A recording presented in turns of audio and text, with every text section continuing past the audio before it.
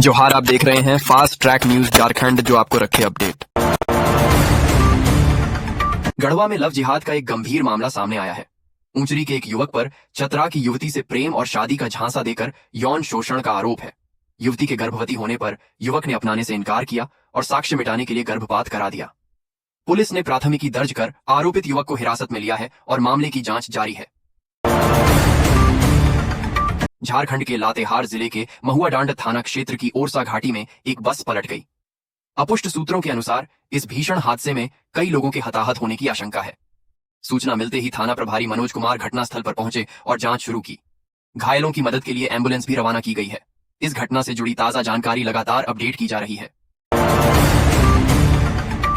हो समाज महासभा के किरीबुरु अधिवेशन में महत्वपूर्ण निर्णय लिए गए।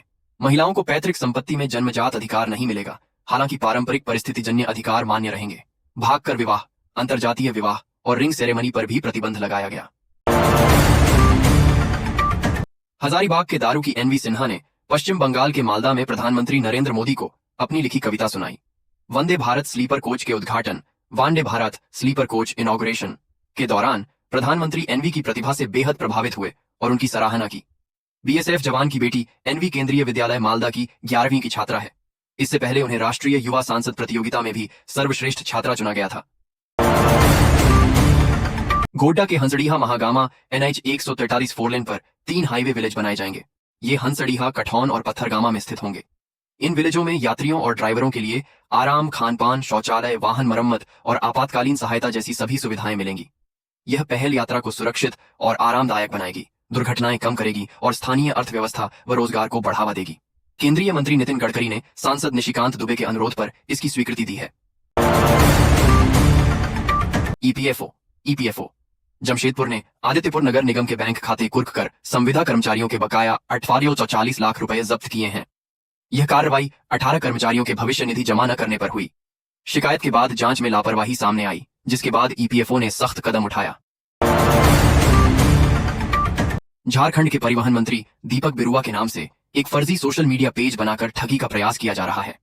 असामाजिक तत्व लोगों से संपर्क कर खुद को सीआरपीएफ अधिकारी का परिचित बताकर सस्ते में घरेलू सामान बेचने का झांसा दे रहे हैं। मंत्री बिरुआ ने जनता को सतर्क रहने की अपील की है और झारखंड पुलिस से इस मामले में सख्त कार्रवाई की मांग की है। सर्वोच्च न्यायालय ने विश्वविद्यालयों में सभी रिक्त पदों को 4 माह में भरने का निर्देश दिया है, जबकि कुलपति और रजिस्ट्रार पद 1 माह में। झारखंड के विश्वविद्यालय लंबे समय से रिक्तियों से जूझ रहे हैं, जहां अक्सर एक व्यक्ति को कई प्रभार दिए जाते हैं या आयुक्त सचिव पद संभालते हैं। इससे विश्वविद्यालयों का कामकाज और नीतिगत निर्णय प्रभावित होते हैं।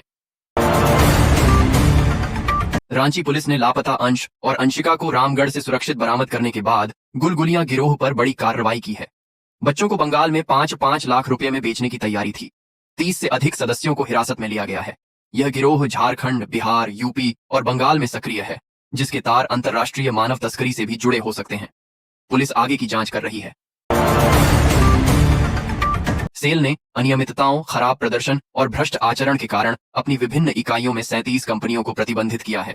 यह कार्रवाई निविदा प्रक्रिया में पारदर्शिता बनाए रखने और सार्वजनिक संसाधनों के दुरुपयोग को रोकने के लिए की गई है। गिरिडीह के जमुआ स्थित छतमक्का गांव में कब्रिस्तान के रास्ते पर मिट्टी डालने को लेकर 2 समुदायों में विवाद हो गया।